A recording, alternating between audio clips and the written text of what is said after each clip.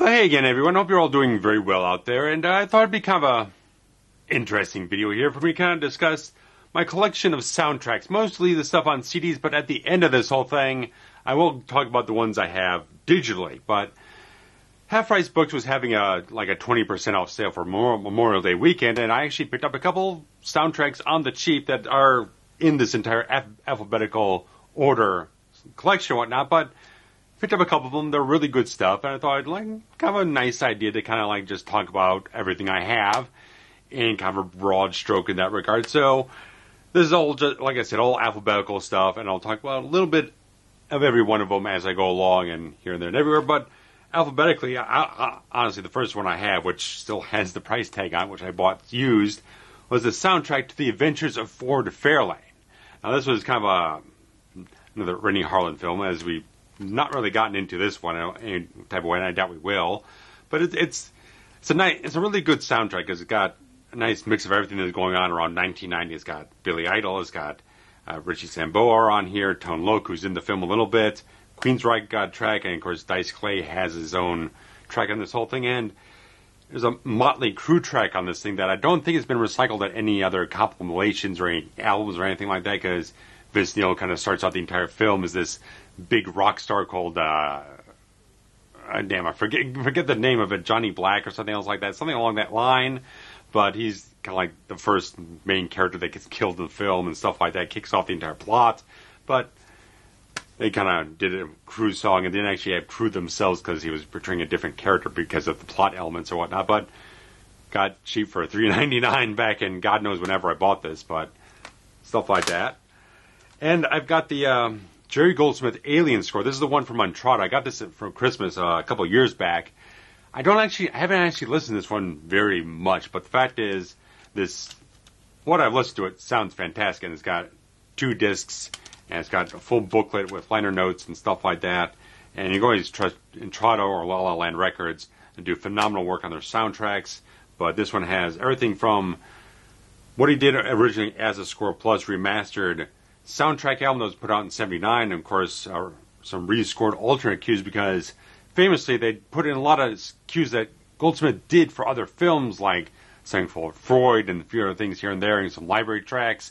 That Goldsmith wasn't too happy that they did that, but obviously he did score tracks for that, and they did recover those to put on the album. So if you ever get a chance to grab it, I do think it's very well worthwhile, because it is a fantastic soundtrack. I just don't really listen to it much, really never get right into the mood to throw it in, but the score in the film is fantastic, so this is no difference whatsoever in that regard.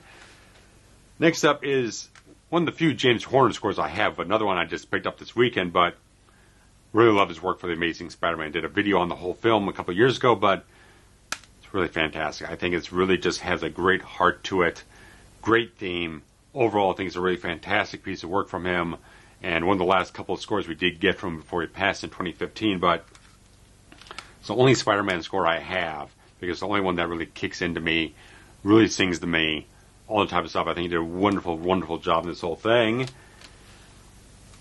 Then this one I picked up, I believe it was a Sam Goody when it was going out of business, but it's the TV soundtrack for Angel, the David Boreanaz show and everything like that, and because it was in the mall and it was cheap and whatnot, so I never really bought it before, didn't decide to grab it up before, but since it was cheap and the place was liquidating things like that, was kind of a good thing. The extended version of the main theme is fantastic. Fantastic type of things. And there's a couple other things with Andy Howlett singing things as the host, Lorne from the series, and Christian Kane's got a fantastic track on here called LA Song, which he sings in one of the episodes. He's a great musician as well. So there's a lot of varied stuff that I haven't really got into the whole thing. I kind of just listened to the same couple tracks over and over again, but probably worthwhile for me to check out some of the actual score tracks and various other things on this thing. But it's a nice pickup that I grabbed probably, I don't know, 16, 17 years ago, something like that. But another one I had forever is the Armageddon score, which I've recently grabbed something else off it, because I've gotten a lot into the music of Patti Smythe, who did some fantastic work. She did Warrior with Scandal back in the day, and she put on some really fantastic solo albums, but it was like after like 91 or something else like that, she really didn't do any other albums until the last couple of years, but she did have a song on this one called Wish I Were You, and there's a bunch of Aerosmith stuff, of course. the one they did with Diane Warren, #1 hit, stuff like that. But no, they're kind of like licensed songs from ZZ Top, Bob Seger, stuff like that on here. So kind of a good thing. I obviously, since it had the Smythe song on here, I threw it back in, ripped the song, and listened to it. It's a very good song. But I don't remember listening to the other stuff on here regularly. But all that type of stuff. So it was a pretty big soundtrack at the time. Of course, like I said, Aerosmith got I think maybe their only #1 single off of that whole thing because for that track they did on the whole thing, stuff like that. But wrong ways. Army of Darkness score. This is the old Reese Sarah Bond CD. So maybe I think they may have reissued it. I don't know. I think they did. I don't know if it's been expanded or whatnot, but I think it's been reissued maybe here, there, and everywhere. But Joseph LaDuca and Danny Elfman doing the March of the Dead theme and stuff like that.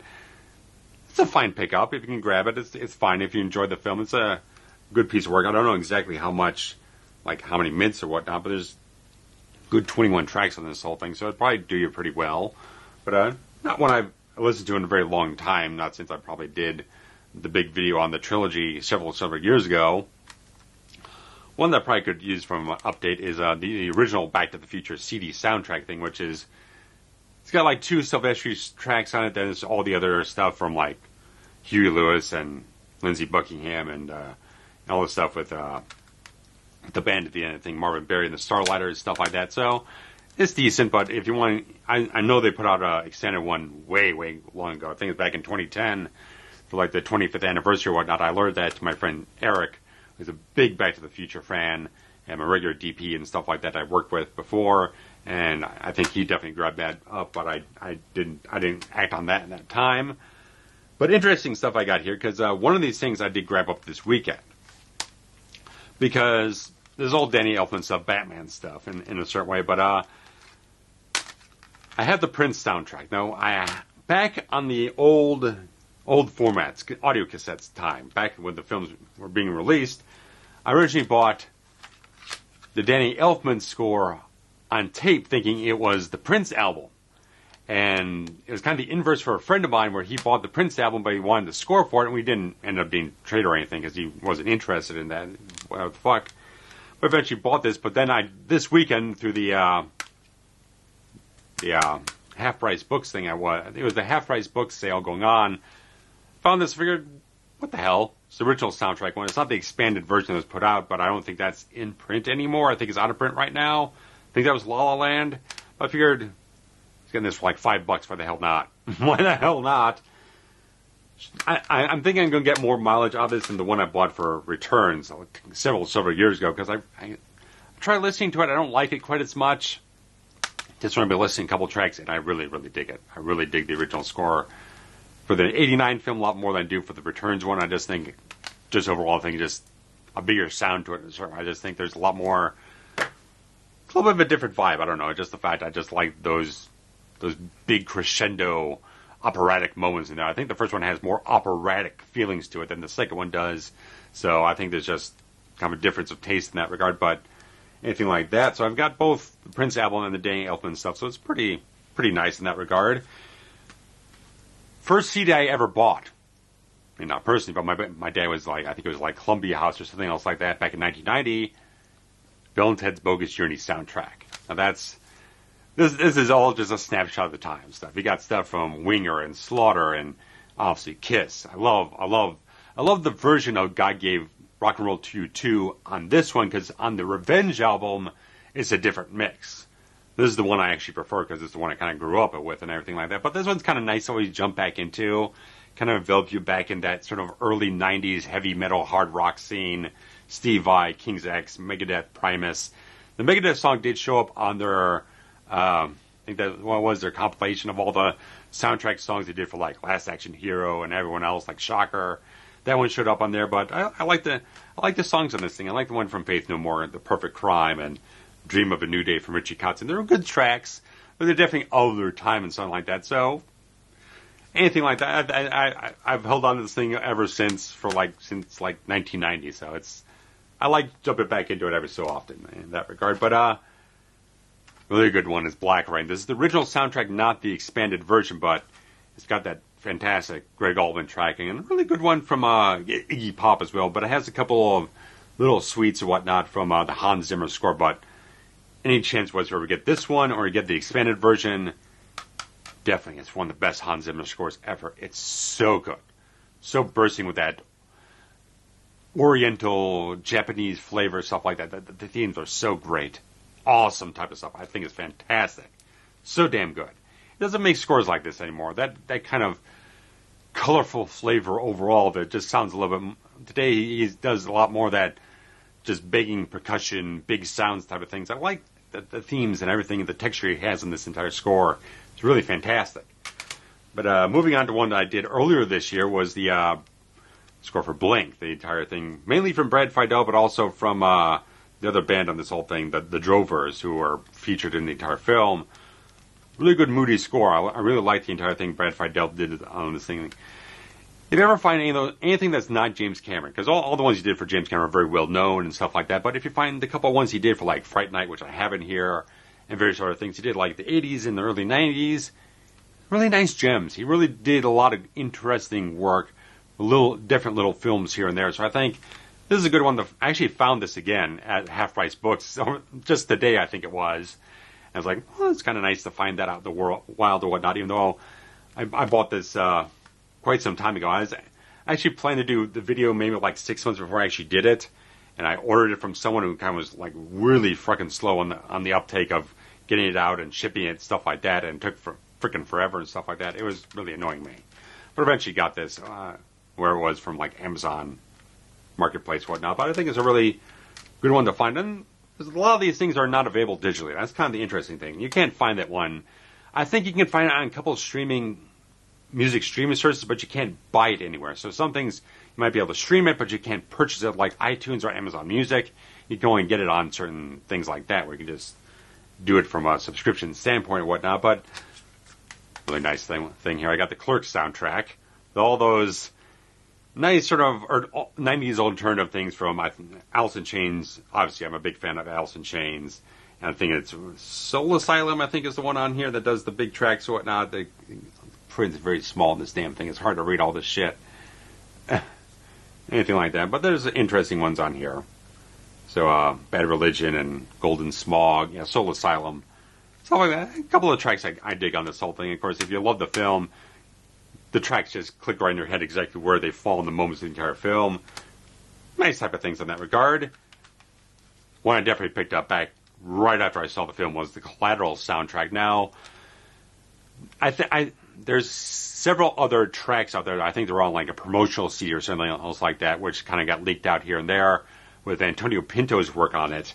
So there's a bunch of different things. There's James Newton Howard, Antonio Pinto, a couple other music, like lyrical tracks, stuff like that from Roots and Cody Chestnut, Groove Armada, stuff like that, Tom Rothrock, Paul Oakenfold, various other things like that. So very wide, eclectic mix of different things. But band's got such a way of like you can take all these different tracks from all these different artists. Certain other people are doing like scoring different parts of the film. They make them all. He makes it all mesh together. He does the same thing on Heat, which is also in this entire thing. But it's a really good thing. Fortunately, the one for the Seed 2.0 from Cody Chestnut and the Roots is the edited radio mix, so it's kind of censored. So I have later on purchased the digital version of it, which is uncensored. So stuff like that. But they didn't want to put the parental advisory sticker on this thing for one track that they licensed. So understandable in that regard. But that's a fantastic track one way or another. But really fantastic score. I really think that the entire soundtrack is really, really a great mood overall. So if you can ever find those tracks from Pinto, there's some things on YouTube, some things here and there or whatnot. They really do complement things very well. And there is one track that he did take off of Ellie Goldenthal's score for Heat and use it in Collateral. I think it's the part where after Vincent kills Daniel, the guy in the jazz club.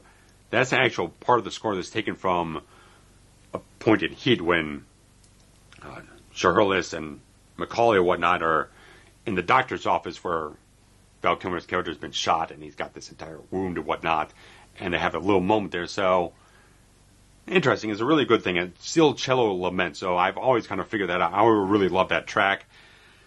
Interesting little thing here is that I I have the Crow City of Angels soundtrack. This is not the score soundtrack. I thought I was buying the score soundtrack off of eBay. When I bought this, it arrived with, of course, they have different cover arts, but they featured the other cover art on the listing, so I bought this, got my money back because it wasn't what I wanted, and I don't really listen to this thing at all, but I still have it because I have it.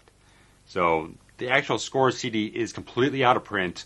You cannot find it on digital platforms. You have to kind of get it in unofficial means, so bear with that, whatever, but as I'll get into digital soundtracks, I have purchased the one for the first film twice, actually, because they put on an expanded version that I'll talk about eventually here. But, of course, one of the only three I got for the trilogy was the Dark Knight soundtrack with Newton Howard and Hans Zimmer working on. So, still a solid thing. Wherever I've thought about the film itself and certain critical lights as we did in my commentary track, I still like having this thing. It's still a pretty good listen to evoke the feelings of the film and stuff like that. So, not like I wouldn't be open to getting like the Batman Begins one, but I just never did. So I grabbed this one right after the release and everything like that. So I think they had a couple of different pieces of artwork for like limited edition stuff here and there, but just a single disc. It's 14 tracks. I don't know if they put an expanded one out or not. I'd have to look into that, but I would think they would if there was more material to put on it, because I'd figure there probably would be. But really cool one. I know exactly when I purchased this and where. I purchased the Desperado soundtrack in 2005 at a Circuit City, because this was around the time, maybe a little bit before the time when I was writing my action short film script Vengeance, because the main two things that were inspiring that script was Desperado and Payback. So I was listening to a lot of this soundtrack, thinking about those two different films and those contexts to kind of write that like 25 page screenplay that production went up a freaking disaster at a certain point and just never got finished. But this is a great thing, because it's one of those interesting soundtracks where they kind of weave in kind of dialogue pieces for the entire film. This one kind of does it really well. I like that quality overall in this whole thing, because there's really nice pieces, great stuff from Tito Tarantula and Los Lobos, and some stuff from Dire Straits and whatnot, and Carlos Santana as well. Really, I think it's a really fantastic soundtrack, worth getting. Dracula 2000, man. What a goddamn film. It's a film with an interesting premise, but because it was produced in that kind of like Dimension Films house style, it's not as good as it could be. It's a lot of that kind of fluff, kind of like, it's kind of a fluff film in that regard. It's playing things a little bit jokey, kind of humorous here and there. If you could take the concept and apply it in much more of a serious approach or something else like that, that's not quite so disposable popcorn type of things, be kind of interesting. But this thing's, again, another dated one. It's so dated, but it has a track on here from Pantera called Avoid the Light, which was probably their last one they ever recorded together before the unfortunate things happened with Dimebag Darrell. That day was really bleak for me, and when that happened, when he died and got killed. But it was kind of an interesting thing, because they put out Reinventing the Steel in 2000. This one came out just at the end of that year, so it was probably maybe a leftover song for that, or they said they composed for the film. I don't know, one way or another, but it's got Disturbed. I don't care for them. Power Man 5000, here and there on that. Slayer I can get into. I've got a couple of Slayer albums, but I've got to be in a real certain mood for that stuff. But Linkin Park and mix of the kind of like the 90s heavy metal stuff and the kind of new metal stuff coming up in the 2000s. But it's got a few tracks I care for. But the Bloodline track from Slayer was put on their next album that came out in 2001. So it's kind of a thing. It's whatever. I've kept it. I think I don't know if this thing had like, there's some things that have like those old enhanced CD things. I don't know if this had one or whatnot, or some web links. I don't know.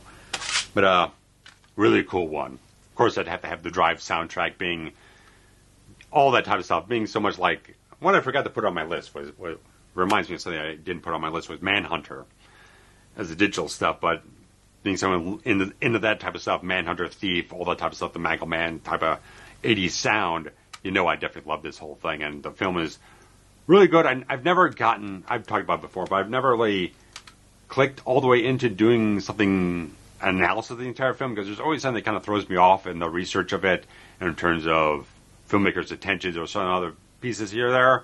Eventually I'll figure it out, but that soundtrack gets a lot of play for me. Always up the type of moody type of stuff. But going back to the 90s, here we got the Empire Records soundtrack, which is kind of like quintessential 90s alt rock soundtrack, because I like Jim Blossoms. Like, I picked up 2 of their albums back in a couple of years ago. I dig them. I dig their stuff. Good tracks on this thing. And all that type of stuff. So, I mean, if you know Empire Records, you know the soundtrack inside and out. And I got this cheap, used, and everything like that. So, cool stuff like that. I have the on DVD. I have the sort of like that remixed extended fan version they had, but I later picked up in the last year or so. I picked up the Blu-ray, which has the proper theatrical version. But it's nice if eventually, I don't know who has the rights to that thing. It might be Warner Brothers. If they eventually put out like a 4K or something else like that, if I had both versions, you could have everything in very good quality in that regard, anything like that. But well, I want to kick into the John Carpenter stuff, because I picked up the one for The Fog not long after we did our commentary for it several years ago. God damn. 2 discs, son of a bitch. Really good type of stuff in that regard.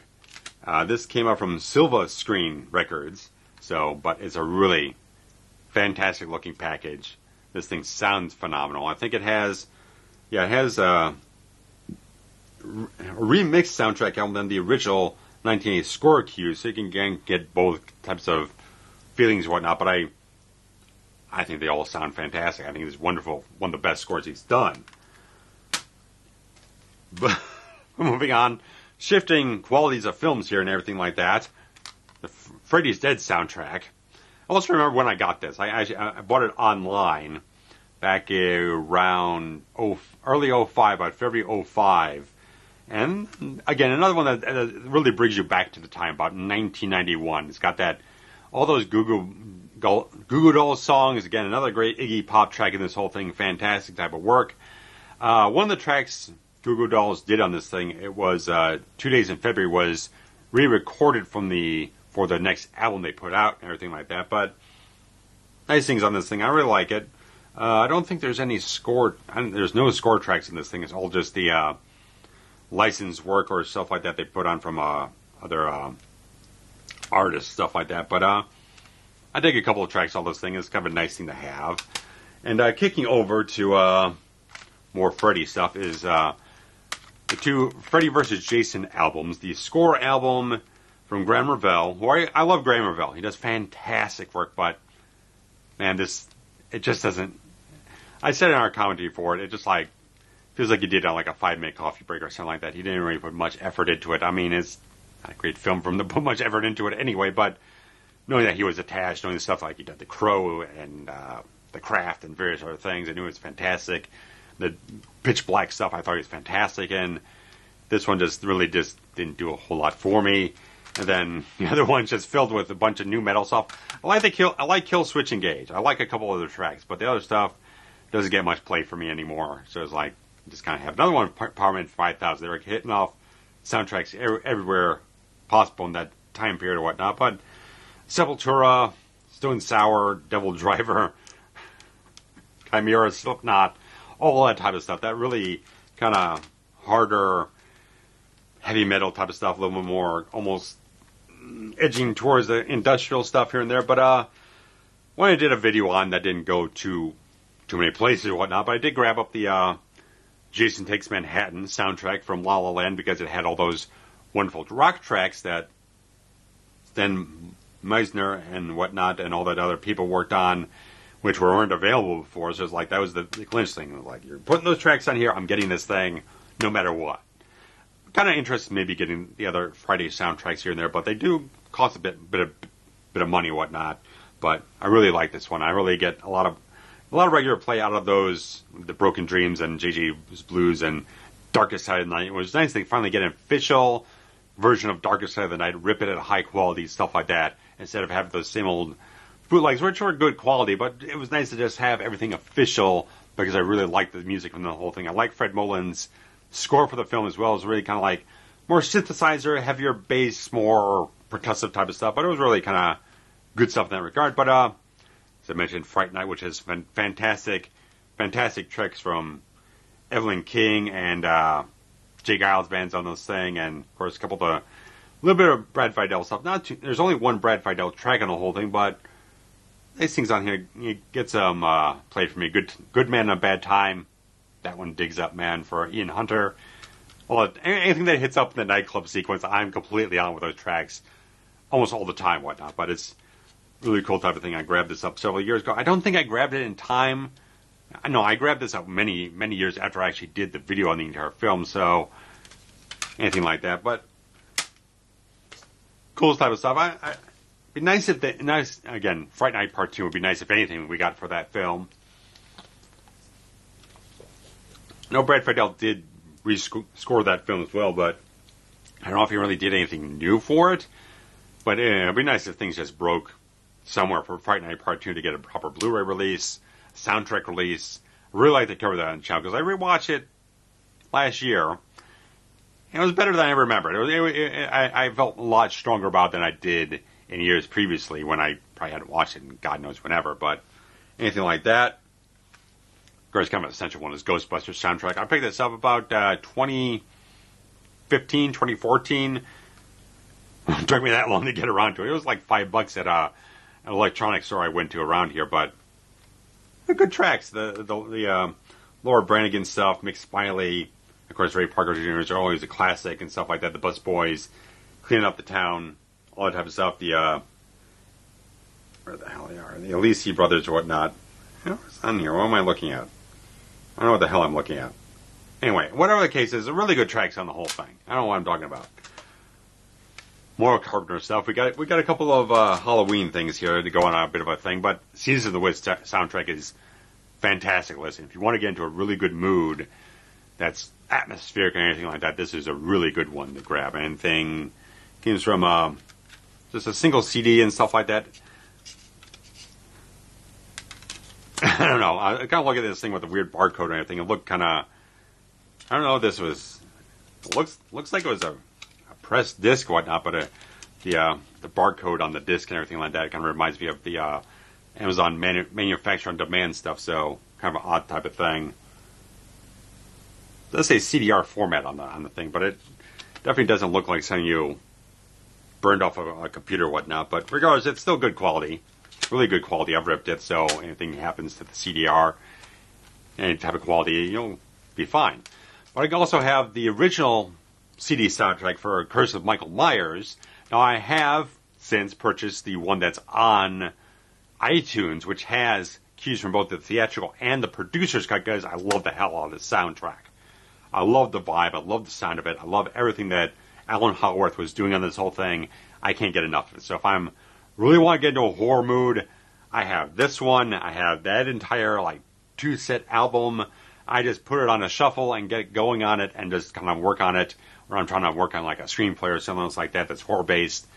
This gives me the vibes every single time. And as I mentioned in our Halloween Resurrection commentary, I really like the Daniel Ek score for that film. I think he did a really fantastic job with the themes and made it a little bit darker, a little bit heavier in a certain way, a little bit more slightly of a gothic type of thing, a lot more choral sort of things going on. The whole thing, I really did a fantastic job in the whole thing. And whatever you think about the film itself, which most people don't think much of it, but definitely grab it, go sample it out. I definitely say go sample the thing out if it's available anywhere to listen to online.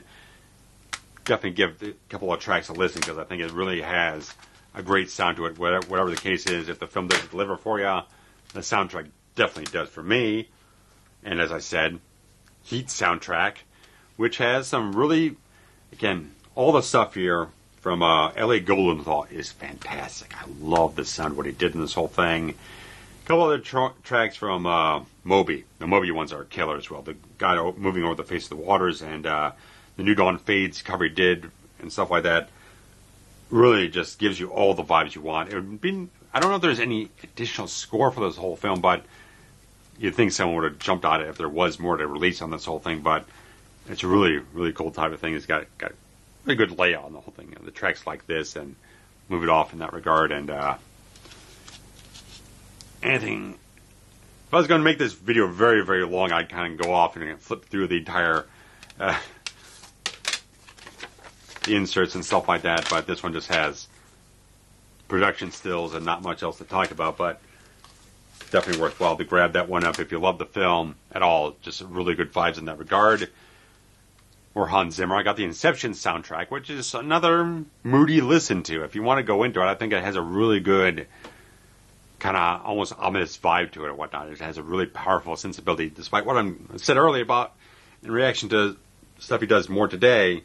Still has a good couple of gems out there that really just bring forth a really particular sound to him and whatnot. And this one kind of defines that more modern Hans Zimmer sound to it, but I think it's still a really solid piece of work in that regard. So, this one's got a slightly thicker booklet, probably just a little more artwork and stuff like that in there, but anything like that. Jackie Brown soundtrack. Now that's a kicker, man. That's a kicker. All those great songs and the whole thing, like you want to kick on with Bobby Womack, Strawberry Letter 23 or whatnot, well, how it was, 23, all that type of stuff. Delphonics. Tell me you don't want to listen to this thing all day long. You really, really want to, man. Really, really do. It's really good stuff. I think it's really gets me every time I listen to this thing, I kind of want to jump on the film. Jump on it. It's on a list for me to maybe cover at some point in time. I just got to feel it out. I just got to feel when the right time is right for me to kind of jump into it. I feel kind of on a kick or whatnot. When I feel like I'm just in the vibe for it or whatnot, I really want to wait till I'm capitalized on it, so kind of like forcing myself to do it. But this is one that doesn't.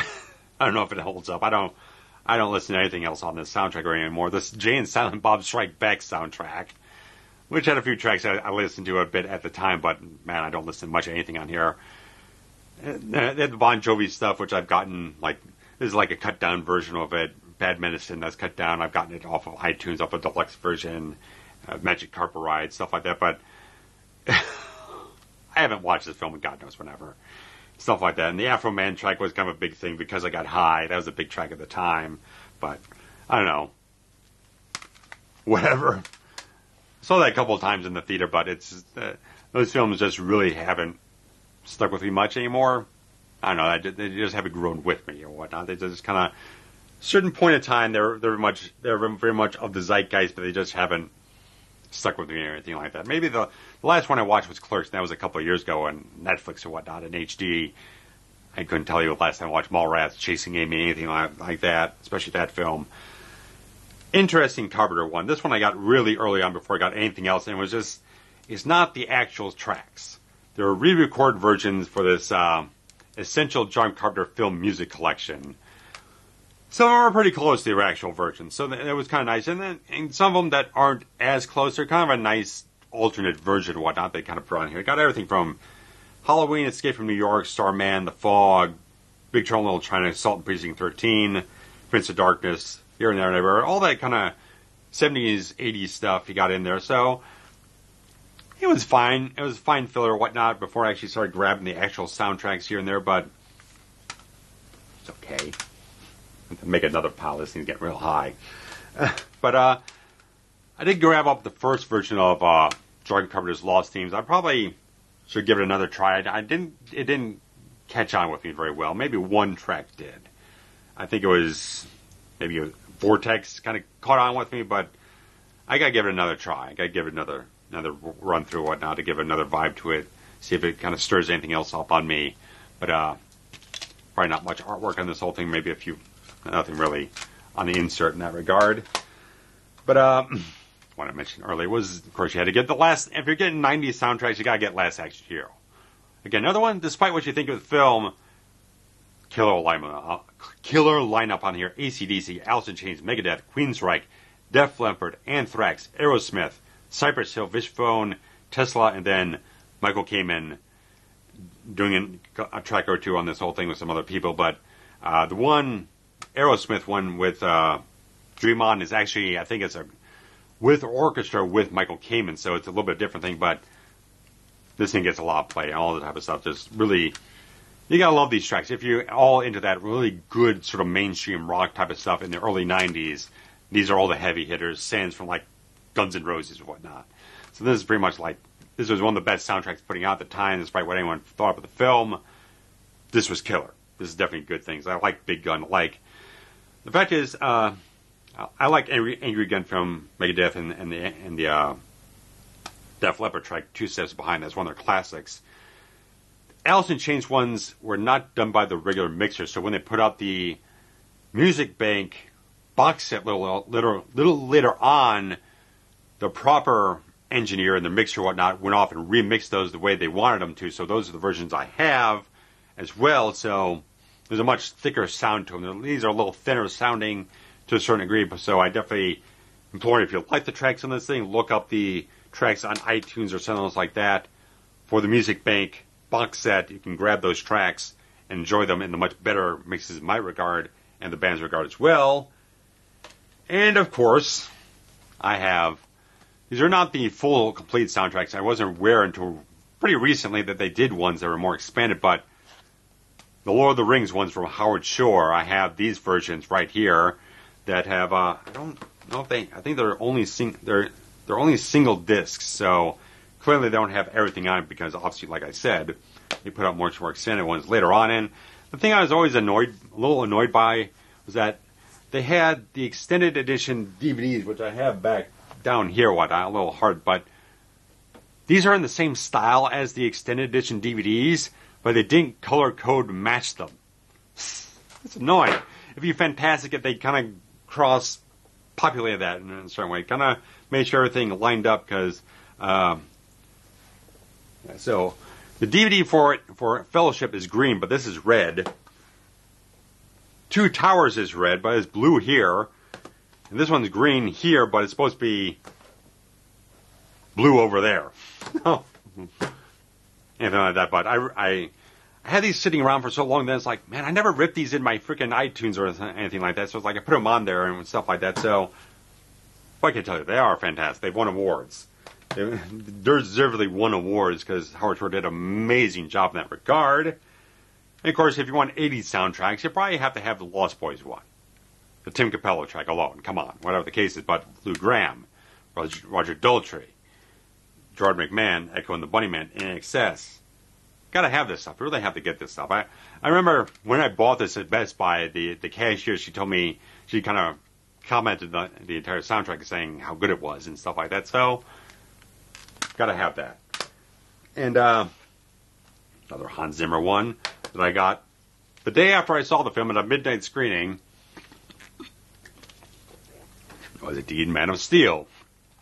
I got this nice steelbook version of it because whatever the fuck is, if my Blu-ray eventually got the steelbook Blu-ray, so I had a steelbook soundtrack version which has 2 discs on it and a decent booklet on the whole thing, because it's got the main soundtrack and then it's got like Hans Zimmer's like sketchbook or anything like that, just stuff he was kind of like experimenting on here and there, and booklet has various things from recording studio and liner notes and of course film stills and various other things in that regard, and just more stuff from the recording studio here and there. But I throw it on every so often.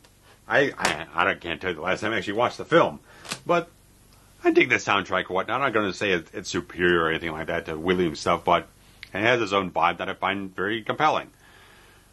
But here's one of them I picked up yesterday at Half Price Books. Was it today? It was today. I picked this one up today. The Mask of Zorro. Zorro. James Horner. I saw this. It was like $5 plus the 20% off. No brainer. I know another one. I believe there is an expanded version of it, but I don't know if it's available anymore. But I was listening to a little bit of this, and it's wonderful, wonderful. Go check out my video for that. I really dug the video I did on this whole film. It's just one of the best action adventure films ever put together. Gorgeous film. Martin Campbell really did a fantastic job. A hot streak at the time. Brilliant type of stuff from James Horner, and he's got the little Mark Anthony, Tina Arena track on the whole thing as well, but fabulous, lush score. Beautiful type of stuff. And I've got quite a few things here. They're all Miami Vice.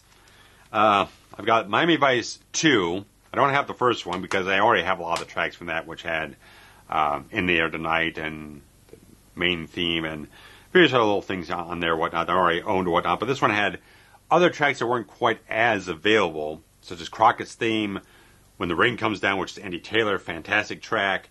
And a couple of other things here and there. Lives in the Balance, I think that's from Jackson Browne.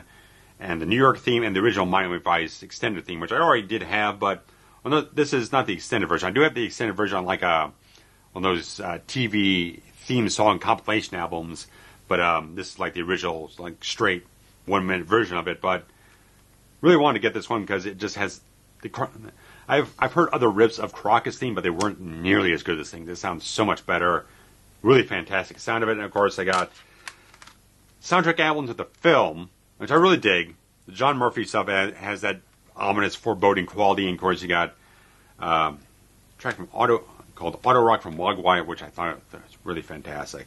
Really good stuff. And other stuff from Mobion, a couple of things from Mobion here. A few other things here and there that are up and down and whatnot. But I dug enough the sound of it that I really wanted it, despite the fact that I had mixed feelings about the film up until recently. And this was a best of Miami Vice re-recorded stuff from Jan Hammer.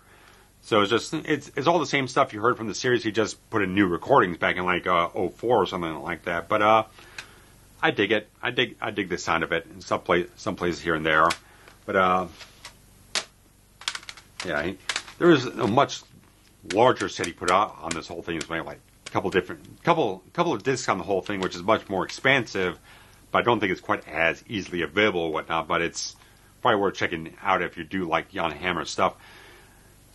It's odd that a lot of the film scores he did, there's a couple of film scores that he did, but they never released the tracks for like Dark Angel or The Taking of Beverly Hills. Because I wanted to do a video on The Taking of Beverly Hills, but the fact is, none of the soundtrack's available anywhere. It's never been released at all, period. So I was like, that makes it hard for me to do a video on when I want to feature the soundtrack and stuff like that. When I do the stuff for the opening synopsis for the entire film, I lay in the soundtrack from the film underneath.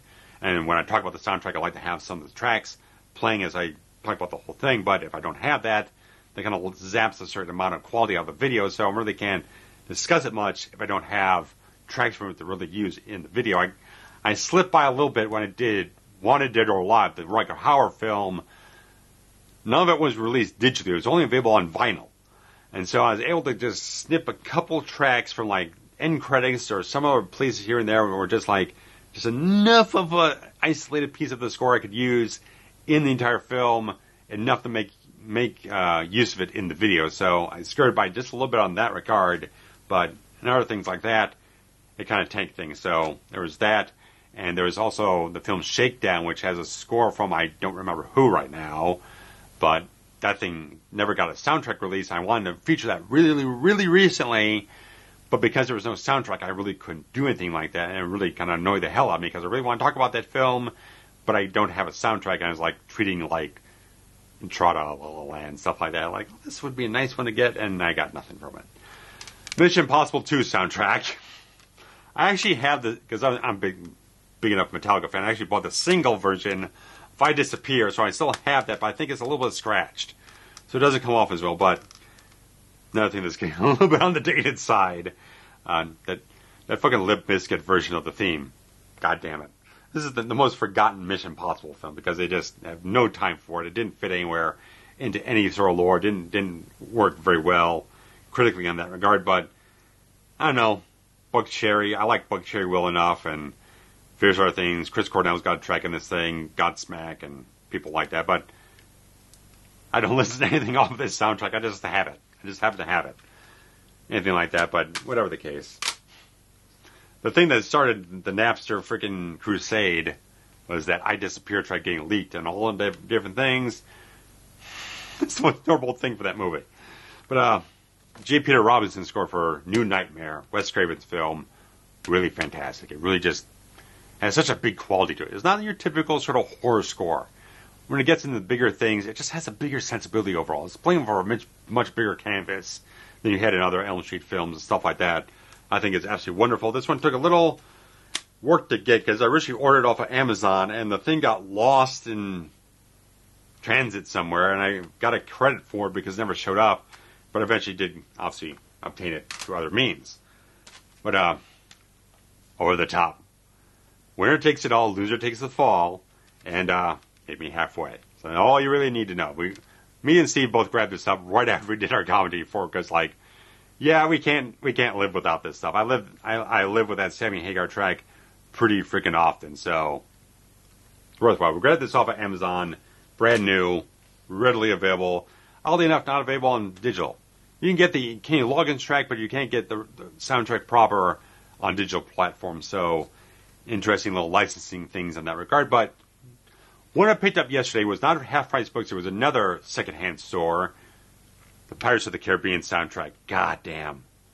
Man, I was listening to this thing yesterday. I listened to the whole damn thing, and this is phenomenal. I got this for $5. I can't believe. I actually was standing there in the store. I was like, let me just look up real quick. Did this thing get an expanded release? Because despite Fandom's wiki or whatnot saying that, they're listing other expanded versions, but we can't confirm that it was actually officially released. Well, that means it probably wasn't. So this is the only version, I believe, that's been put out, and it's 15 tracks, and it sounds phenomenal. Just the stuff that Klaus Badult did. God damn, you gotta listen to this thing. It's amazing. It's killer. Oh man. Even the disc looks fantastic. Look at this thing. And it's in like brand new condition. Awesome. I love the hell out of this thing. I love the sound of this thing. Beautiful. Beautiful stuff. Awesome. Great. Point Break soundtrack. I grabbed this actually the day I released my review video on it, because I went off to Reckless Records in Chicago, and they had this there, and I grabbed it for a couple bucks, and just a couple of tracks. And I already had the Rat track, Nobody Rides for Free, off of their 81-91 compilation album, but getting some stuff from Concrete Blonde track, LA Guns, which I already had on another compilation, but that and the Sheryl Crow's track Hundreds of Tears, which was never released on any other album. She was supposed to put it on her first album, but they kind of nixed it, so you'd have to get this CD soundtrack to grab that track. And then, again, another one that's not completely available on digital. You have to buy the actual physical release. So, various things on that. And, of course, Prince of Darkness soundtrack. Love it. Moody, atmospheric, awesome type of things. Another one that was done the same way as Season of the Witches. This says it's another CDR thing, but I don't see any dipping quality in how this thing sounds any type of way. But okay, I have the whole thing ripped. CDRs can be a little dodgy in that regard, of course, like when you do like the manufacture on demand DVDs or Blu-rays. You mostly want to avoid that because they're not as good as like the cold pressed discs that you do with the factory. But still, the fact of the matter is, this sounds fantastic. Definitely endorse getting this in any way possible. It's just a wonderful, wonderful Moody thing. They got the original, they've got the remastered thing, and then the original soundtrack album and the whole thing. So, one of the best Carpenter scores out there. Absolutely. This is one I had buried somewhere for the longest time. I have no major purpose for it anymore. About the old Howard Stern Private Parts soundtrack, which has is a live version of You Shook Me All Night Long from AC/DC that they performed in the film. But most of the stuff is just all licensed tracks you get easily off of fucking iTunes or something like that. So, Cheap Trick, Deep Purple, stuff like that, and plus the interstitials of dialogue from the film and different tracks. Like I said, this thing was buried somewhere. I unearthed it from some dark corner that I had stored somewhere, but I don't know, whatever the case is, it's here. I probably would get 5 cents for it if I sold it off, so there's probably some of these things like, I haven't listened to this thing in fucking forever, but I still have it, because if I tried selling it off, I'm not going to get anything for it anyway. But the deluxe version of the Purple Rain soundtrack, now this thing, this is the gold, man, because this also has a DVD in it. Look at this thing. Put an immaculate piece of work on this whole thing. Just wonderful type of stuff.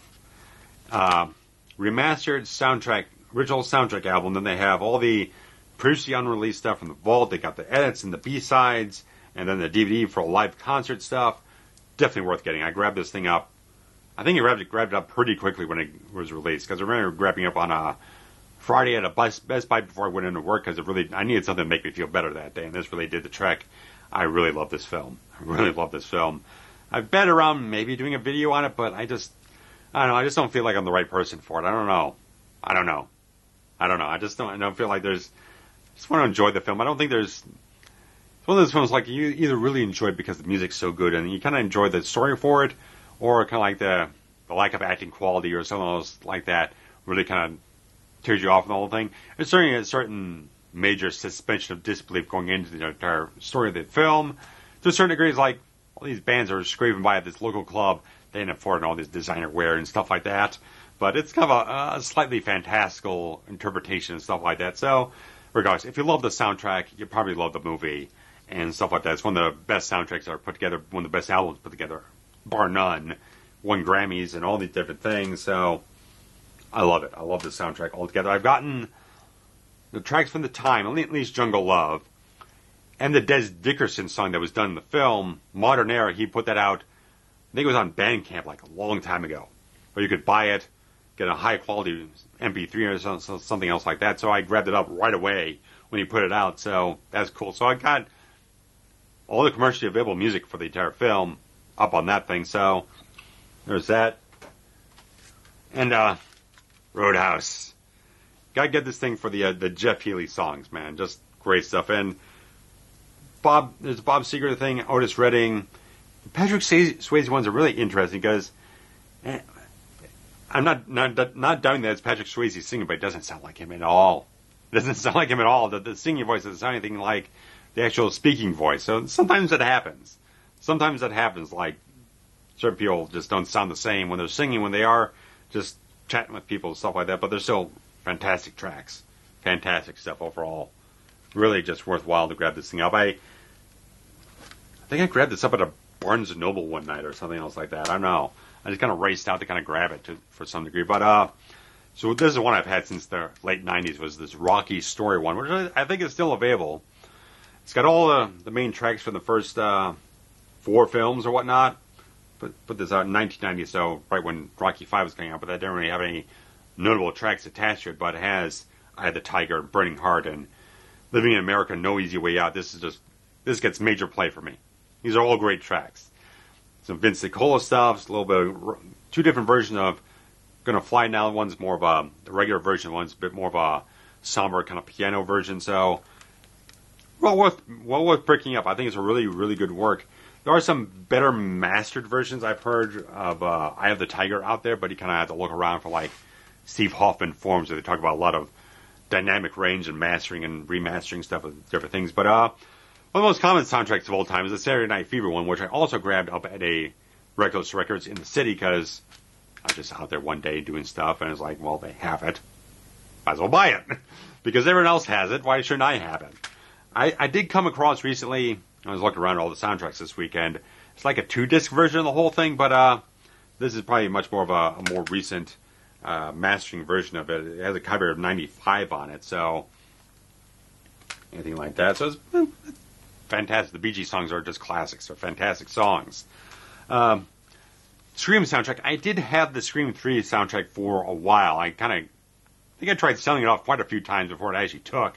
Had a lenticular cover on, but it had all those Creed songs, which take it or leave it or whatnot. But all this dust on here. But I dig of course, the Nick Cave song "Red Right Hand." The Gus cover of "Don't Fear the Reaper" is very nice. Very nice, sort of. I want to keep using moody. It has a very ethereal quality to it in a certain way, just different mood to it. And of course, the version of Birds Fly Whisper to a Scream on this thing is really, really great. I love it. It's a cover version, but it's still another great piece. And of course, got a lot of things on here that are kind of okay. Quite a few covers on the entire thing, but it's worthwhile. If you dig the music from the time, it's probably worthwhile to grab up in a certain way. But Shocker. Had to get the Shocker soundtrack. You know I had to get Shocker on this whole thing. It's absolutely vitally essential to get that Paul Stanley, Desmond Child, Alice Cooper stuff. It just, main song kills. Absolutely kills. And we're going to zip through the next couple of things really freaking fast because it's all Star Trek stuff. And then there's Star Wars stuff. But a couple of minor little kind of compilation things there. I think most of these are like re-recorded versions of tracks from like Voyager, Next Gen, a couple of films here and there. So they're not. I think this one's more the original stuff. It's got like because I got both versions of the Deep Space Nine theme, and I think the one on this one is the proper like season 4 onward version. So the other one's I think it might be a re-record. I don't know, like that. Some of these are, some of these aren't. So it's a little hard to make sure or whatnot. But some are like Seattle Symphony Orchestra, some are Royal Scottish ones, Royal Philharmonic, so some of them might be originals, some of them might be re-records, but I think this one's a little bit more of the originals on these various tracks they have on here from Voyager and Next Gen and TOS, various sort of things like that. Then I've got all this other stuff. I've got the 20th anniversary motion picture score. Then I have the La La Land Records 3-disc edition that was remastered, which is, oh my god, it's so good. It's one of the best soundtracks I've ever heard. Goldsmith is gorgeous on this version. If you have this version, you want this version. You want this one or the 2-disc one they have out now. Sounds so much better. So much better. So much better. And of course, I picked up a couple other ones here. I've got the Entrada version of the Final Frontier score and their version of the Undiscovered Country score. Both of them are absolutely fantastic. Remasters and stuff like that. They've done fantastic jobs on these things. I've got the GMP Crescendo expanded version, the limited edition version of the First Contact score. This is my favorite. As much as I say stuff about motion picture, I have listened to this thing so much. Goldsmith did phenomenal work on this film with his son Joel Goldsmith, which I failed to mention in my video for the film. This is incredible. This is so good. Love it. I love the fact that they brought the First Contact score into season 3 of Picard and used that for the end credits thing. That was gorgeous type of stuff. Anything like that.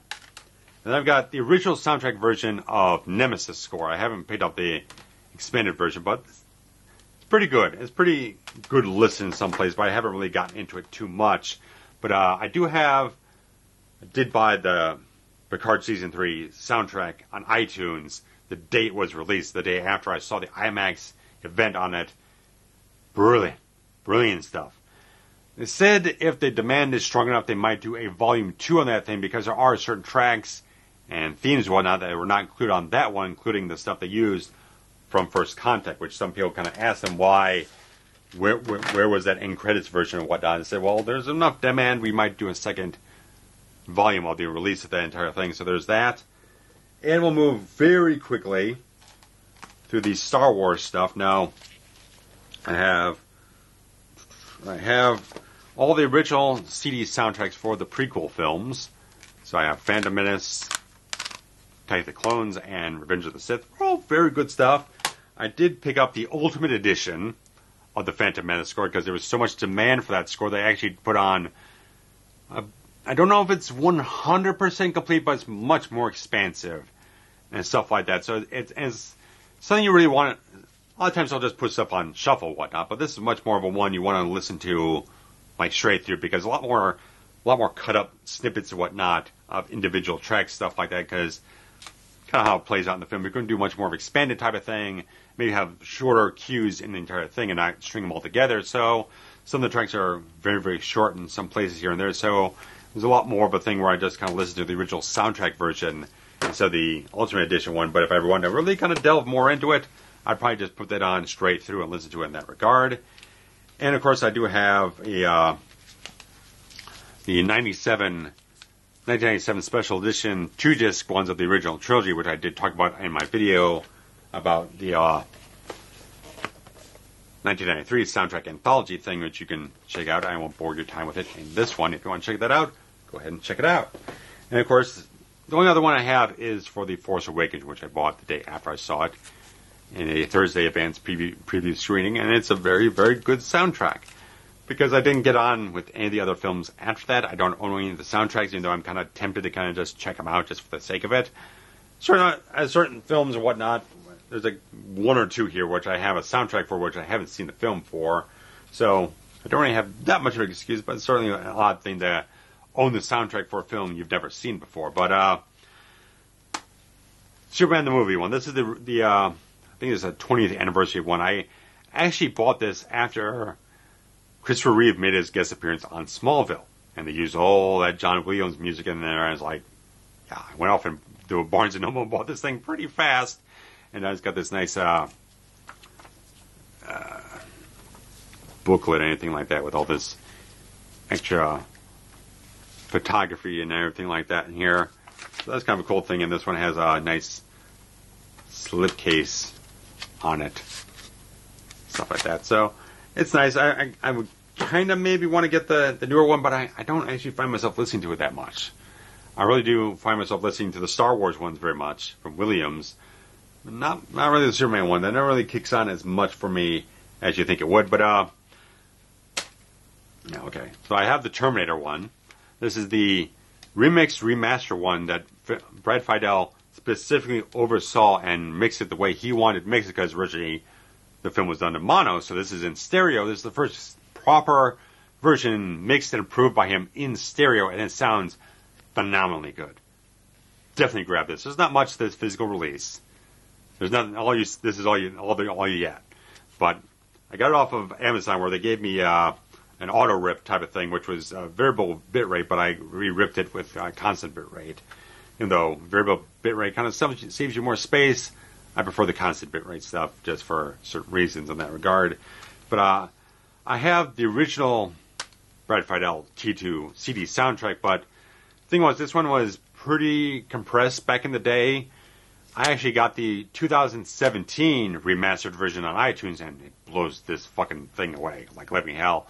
There was two different ones. I think there was one. There was one remastered earlier in the 2010s here, and then there was another one in 2017 when they did the 4K re-release, and there were different mastering credits on both of them. The one on iTunes is the one I have, and I think it sounds fantastic.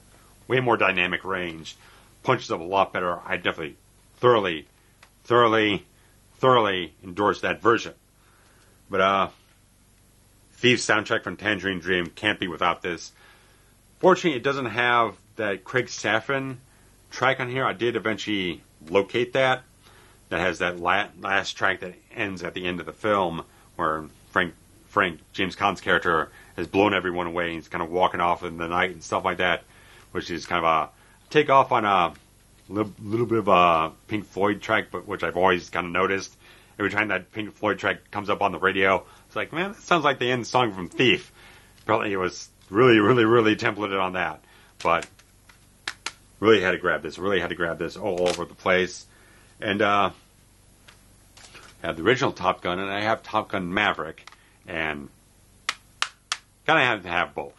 You gotta have Playing with the Boys and Take My Breath Away and all the other things. Mighty Wings, great track. Mighty Wings, if you know Ken's theme from Street Fighter 2, that is Mighty Wings, just kind of legally changed just enough just not to get sued. But originally, I guess it was supposed to be Guile's theme, because Air Force, stuff like that, Guy, Army, whatnot. It felt like, oh, this might be veering too close to the sun on that thing, so they switched out and stuff like that. So, anything like that. So, whenever I play Street Fighter 2 on my PS2, it's like, every so often, I'll throw on Mighty Wings on my headphones and everything like that. So, and this is the expanded version, so this is much more like a remastered, couple other bonus tracks on the whole thing. So, good thing in that regard. And we come down to the wire here. So, I have the original Transformers the movie CD soundtrack, and then I have the 20th anniversary soundtrack. And I originally had this on cassette until the cassette broke one day.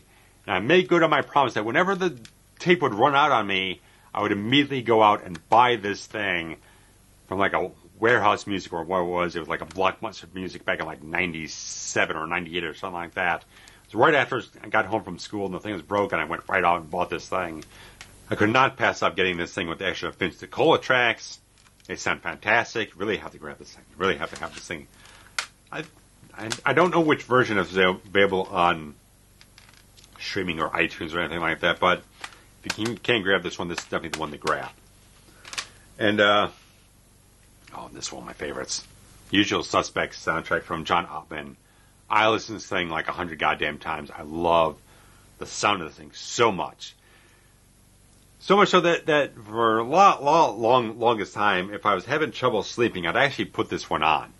Aside from a track or two, there's a really smooth, soothing quality to the entire thing. It's got that nice, soothing melody for the theme and stuff like that.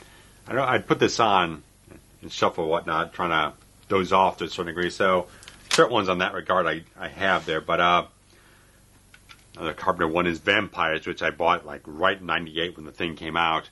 And dig it, man. I dig the whole vibe from the score. Really good tracks overall. Just like it has that great gruff kind of hard rock western type of feel to it overall, kind of bluesy sort of thing going on. Of course, you gotta get the Warriors one. I was really, I think I got this at the mall one day, long ago. And I was really kind of stunned because I wasn't even looking for it and came across it and I was like, God damn, yeah, there's really great tracks in this whole thing. Really want to have it for the original Joe Walsh version of In the City, because the one for the Eagles, they re-recorded for their own sake. I don't like it as much. It's way too clean and polished. This one has a little bit more of that same feeling you have in the film. You want to have this version specifically. So, really good on that thing. Really like the tracks on the thing. Really funky grooves and stuff like that. And I love the fact that John Wick Chapter 4 homaged the entire thing in the words with Nowhere to Run. I knew exactly where you were going, guys, and I fucking loved it. Loved it. And this one I grabbed up today. The X-Files Fight the Future musical score for Mark Snow. I know there's another put out an expanded version on La La Land, but I checked last week.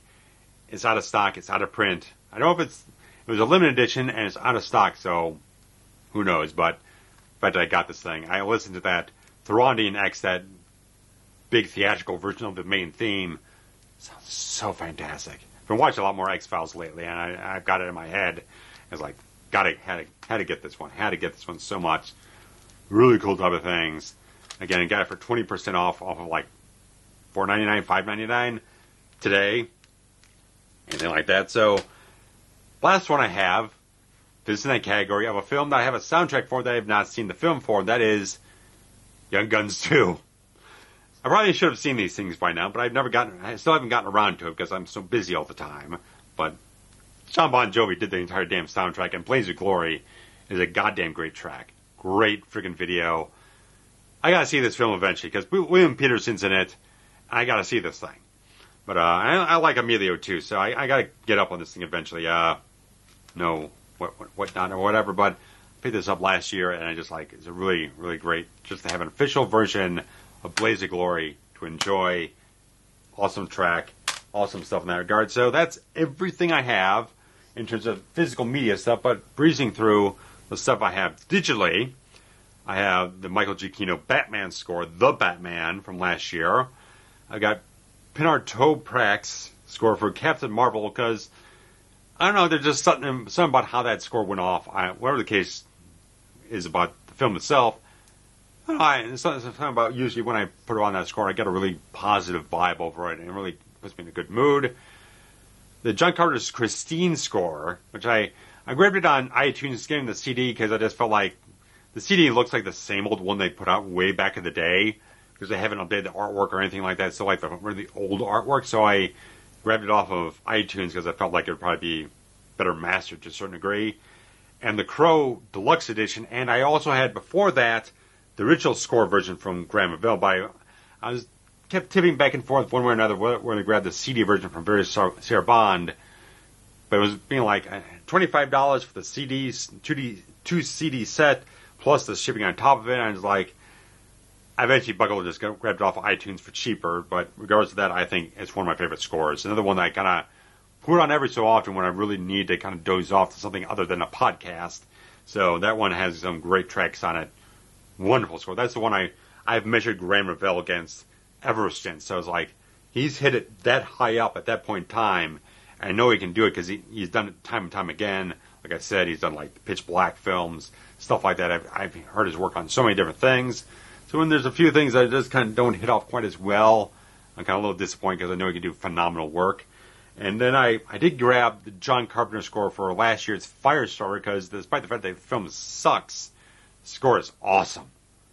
God damn. I'm still interested in getting, again, a Vera Sarah Bond one they put out for the Tangerine score for the original film. I'm kind of interested in grabbing that, but I have to figure out when I want to spend the money for it or whatnot to get the CD for it. But I do have, in terms of like some TV soundtracks, I have grabbed up all the iTunes versions of the Jessica Jones soundtracks from Sean Callery. Love the entire film noir vibes. I put those on so often when I'm trying to work out a script. They've got exactly the right vibes I want to go in and kind of explore what I want to explore. And some of the ideas I have here and there. And of course, I also have all 4 John Wick soundtracks on iTunes. These are great. Great songs. I had to get it for the Jerry Cantrell track from the second film. Of course, they got some other tracks like music artist tracks or whatnot, just the Tyler Bates, Joel J. Richards stuff. They have like Rina Samayawa, if I mispronounced that or whatnot. She put out a track for the fourth film. It's on that soundtrack, and all this music is just awesome. I know my friend Bert here. He loves the stuff from What's It's on the entire thing. Like Castlevania, I think it is. Great tracks from them as well, but I don't have those albums they put out in that regard. But I do have the Brian Tyler Rambo one he did for the fourth film, the franchise. It's like I was kind of dancing around like which one of the Goldsmith ones do I want and stuff like that. And they got all the higher price sort of like expanded versions. Like, do I want to spend the money on it? Which one do I want to get? So I figure like just to have the themes, I get the one off iTunes that was done by Brian Tyler for the fourth film, and it sounds absolutely fantastic. It's great. Also have one from Mark Asham for the sketch artist. I did do a review of this thing back in 2016, this Jeff Hay film. It's a good film. I want to check it out again. It's up on, last I checked, it was up on Tubi. That and the sequel are both up there to watch them in HD in widescreen, which they don't have Blu-ray versions of it, and the second film doesn't even have a DVD version of it, which I have a VHS of. But it's really cool. It's one I've been more recently kind of like, maybe not so much when I'm going to sleep. I'm waking up in the morning, I'm really, really groggy. I'll throw that on because it's a nice, real soothing score. It's really good things. It's just like a nice, soothing jazz score to a certain degree. And do have a Star Trek The Next Generation score from Ron Jones he did for Best of Both Worlds. Because I bought the thing thinking that maybe I was going to do a separate video talking about that before I got the First Contact, but I never did that. I kind of integrated all my thoughts into the First Contact video. But it's a good thing. And not measuring up to like a theatrical score, but I think it's still a good piece of work. Really solid things. I really like Ron Jones' work overall on the Next Gen series. Did a lot more interesting things than they did later on. But anything like that, that's good. And I talked about the TT one. I also have, the last one to talk about is the one for Underwater here. The film from William Eubank. Covered a couple of years ago. I saw it theatrically. I really, really loved it. Done from Marco Beltrami and Brandon Roberts. And I think it was another one of those really great, ominous, moody scores overall. That's really good for getting into a mindset. If you really want to get into a certain atmosphere. If you're working on something creative, you want to have that certain vibe or whatnot. I think it's really, really good type of stuff. But that's everything. That's absolutely everything I have that I don't think there's anything else. I don't think there might be something in a box somewhere, but anything like that, that's everything that's a proper, officially released commercial soundtrack that I own. And I'd like to hear if you guys have any thoughts about this stuff or anything like that, or any of these releases you might be interested in grabbing. So, like I said, a lot of these aren't available digitally. Or if they are digitally, you can't buy them, you have to stream them, stuff like that.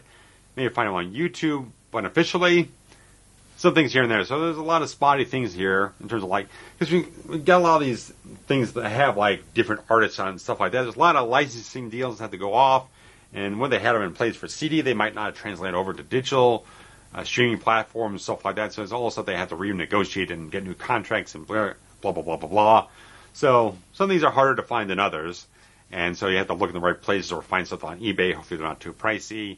Stuff like that here and there and everywhere, and there's always stuff I'm also looking for in due time when the mood strikes me in certain ways. But let me know what you think, guys, and you can always support the channel on Patreon, get a little early access to everything on the channel, and just support things in general. And there's the Super Things feature, little heart thing with a little dollar sign inside of it. That you hit that thing, contribute whatever money you want to anything on the channel. It goes directly through YouTube into me. You don't have to go through any third-party stuff. And it's very important that if you are following the channel, if you want to turn on notifications, this is very specific because there's a big disparity. Because some people do click on that bell icon and then they want to have the notifications, but if you don't have them turned on your phone, if you don't go into the settings for the app and turn on notifications, get the push notifications on your phone, you kind of don't get them.